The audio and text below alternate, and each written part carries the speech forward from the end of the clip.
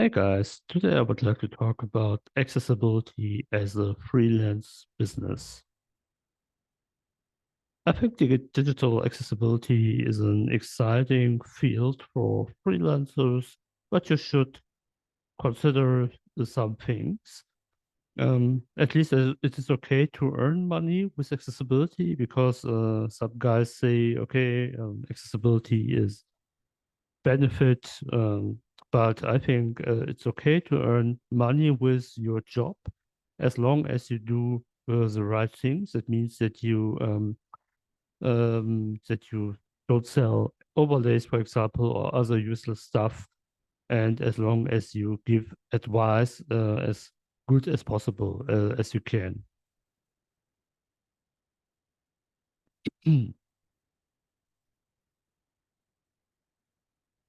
At least the first question is what makes you to an accessibility specialist? I don't want to talk about things like getting an Texas ID or things like that because that you need always when you want to make a business.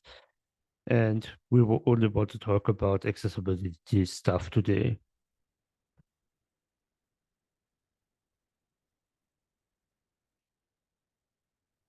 The first thing is to have a solid foundation.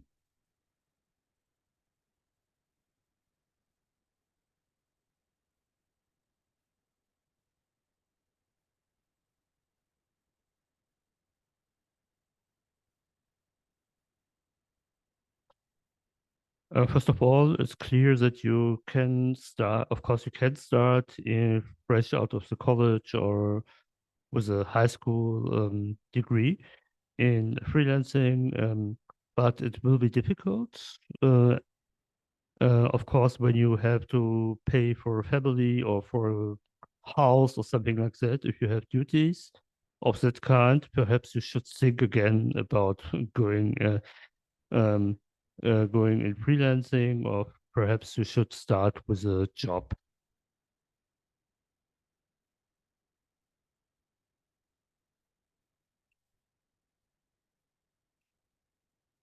Um, when you want to start into a technical field, of course, you need a foundation in technical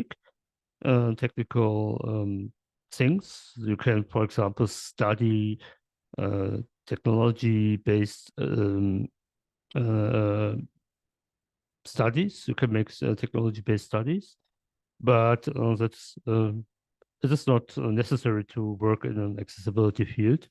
I know many people in work in accessibility field who don't have a technical background, but come from example from political science or philosophy or things like that, and that's okay. But of course, you need another foundation, another background.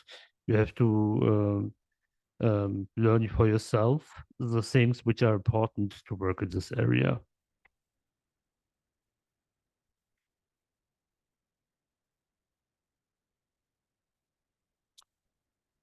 The start is very difficult. I think that is right for all for all freelancer stuff until you have contacts. It is very difficult to get orders from companies or authorities.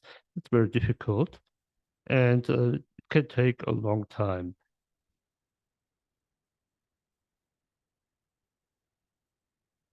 I would suggest that you get more background information or knowledge. For example, when you work as um, a web developer or a technical editor and things like that, then you can earn your first uh, s- um, references where you can say, okay, I have experience in that field. And from that point, you can start as an accessibility specialist. Another possibility is to gain at first experience as an employee in a company, for example, which is concentrating on accessibility, or another company, for example, web developer or software company, to gain experience in accessibility. And after that, you have perhaps the first business contacts, and then it is easier to get new contacts and new orders from companies.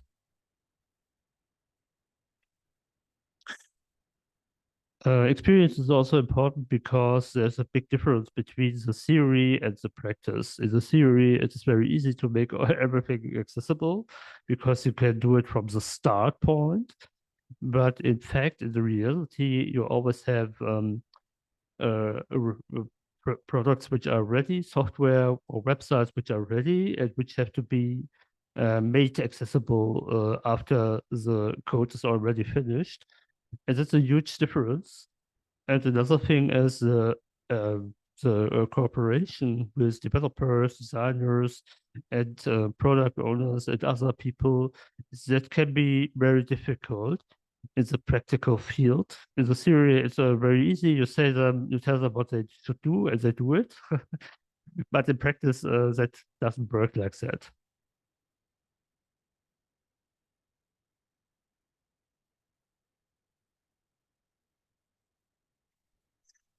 It takes a few years, especially if you work in another field, to gain enough accessibility experience. At least I would say 2 or 3 years are necessary until you concentrate on accessibility.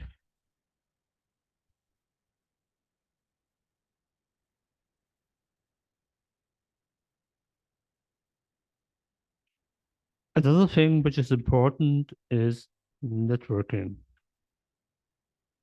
Networking does not mean that you add contacts randomly on LinkedIn or something like that, but that you search for contacts which are helpful for you, or perhaps you can help them, these persons.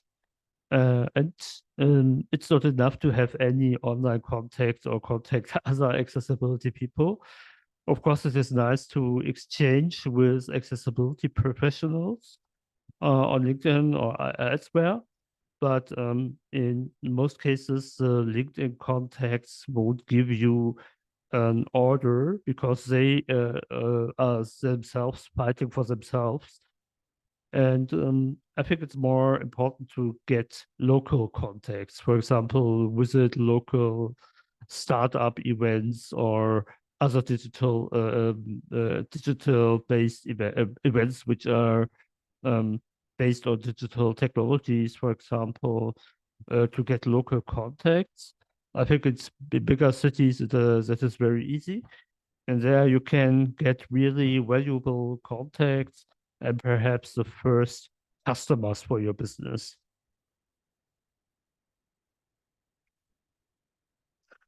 Of course, you can also present on bar camps or other events, local events. There are a lot of startup hubs in the bigger cities, and they are very thankful when they get offerings for events. For example, you can present the topic of digital accessibility to that people, and they are very thankful for that, I think, for that impulse.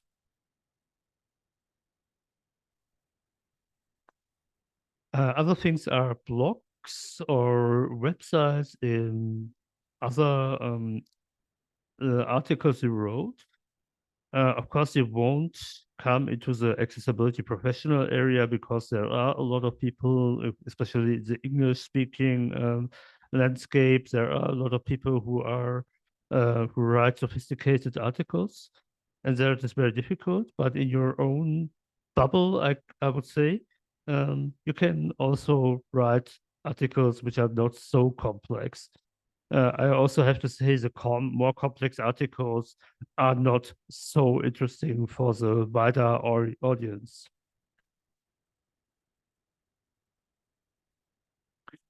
Another possibility is to collaborate with other people with people from other areas. For example, when you are an accessibility editor, perhaps you can cooperate with a designer and a web developer, and perhaps you can make a business together, or you are a web developer and can cooperate with texters and other people, text authors and designers and other people. And then you can offer service, a more complex service for bigger clients. Another hint is to not start with too high prices.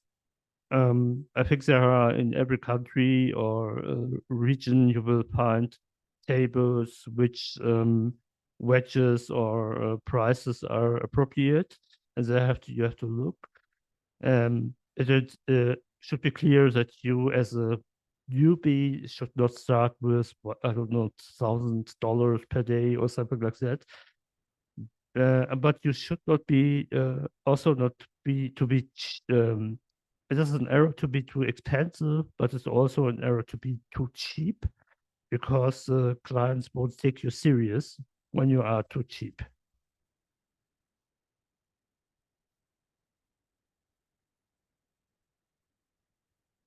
Another question, and the last one for this video is: should you start as a mainstream or as a niche? That heavily depends on your abilities. If you have to offer something like a special ability, which is often asked, for example, when you are a native screen reader user and you are on many platforms, all platforms, for example, or all important platforms, of course, Mac, Windows, iOS, and Android. Perhaps you can offer screen reader testing on all these platforms. And if you are on the international uh, um, audience, you will perhaps find enough clients for that service. Um, because the mainstream area is very good settled, I think. There are many people who have more experience, more references, and it will be difficult to get in this broader field of accessibility. But if you don't have this special ability, you don't have an alternative. But as I already said, I would say it is better to or easier to offer accessibility as a special service in a broader portfolio. This would be my advice at first of all.